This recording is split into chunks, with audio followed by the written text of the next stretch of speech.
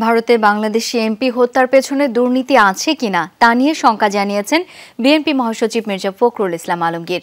বলেছেন, আওয়ামী লীগের সংসদ সদস্যরাও বন্ধু রাষ্ট্রের কাছে নিরাপদ নয়। দুপুরে রাজধানীর নয়াপল্টনে যৌথ সভা শেষে বিএনপি মহাসচিব বলেন, সরকার সেনাবাহিনীকে অন্যায়ভাবে ব্যবহার করেছে বলেই সাবেক সেনাপ্রধানের বিরুদ্ধে নিষেধাজ্ঞা এসেছে।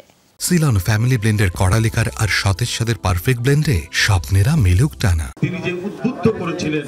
বিএনপির প্রতিষ্ঠাতা জিয়াউর রহমানের ৪৩তম মৃত্যুবার্ষিকী উপলক্ষে ১৫ দিনের কর্মসূচি নির্ধারণে নয়াপল্টনে দলের কেন্দ্রীয় কার্যালয়ে যৌথ সভায় যোগ দেন অঙ্গ সংগঠনের নেতারা। বাংলাদেশকে টেনে তুলেছিলেন ওই অল্প সময়ের মধ্যেই। সভা শেষে বিএনপি মহাসচিব বলেন, গভীর চক্রান্ত করে দেশে পরনির্ভরশীল নেতৃত্ব সৃষ্টি করতেই জিয়ার মতো জাতীয়তাবাদী নেতাকে হত্যা করা হয়েছে। জবরদখল করে ক্ষমতা দখল করে আছে যারা প্রেসিডেন্ট জিয়াউর রহমানের নামটাকে মুছে ফেলতে চায়, ইতিহাস থেকে মুছে ফেলতে চায় এবং তাকে একটা খলনায়কে পরিণত করবার জন্য তারা তাদের কাজ তারা শুরু করেছে। সাবেক সেনাপ্রধান আজিজ আহমেদের বিরুদ্ধে মার্কিন নিষেধাজ্ঞা এবং শান্তিরক্ষা মিশনে মানবাধিকার লঙ্ঘনকারীরা অংশ নিচ্ছে শীর্ষক ডয়েচে ভেলের প্রতিবেদনের প্রতিক্রিয়াও জানান মির্জা ফখরুল। সাবেক সেনাপ্রধানকে আমেরিকা থেকে স্যাংশন দেওয়া হয়েছে, যেটা আমাদের জন্য, জাতির জন্য অত্যন্ত লজ্জাকর।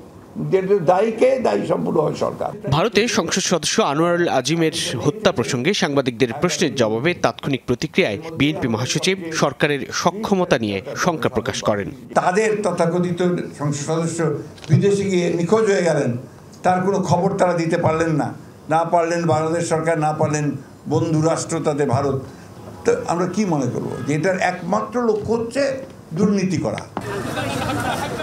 এর আগে সকালে নয়াপল্টনে দলের কেন্দ্রীয় কার্যালয়ের সামনে বৌদ্ধ পূর্ণিমা উপলক্ষে শান্তি শোভাযাত্রায় যোগ দেন নেতাকর্মীরা। সাইফুদ্দিন রবিন, যমুনা নিউজ, ঢাকা।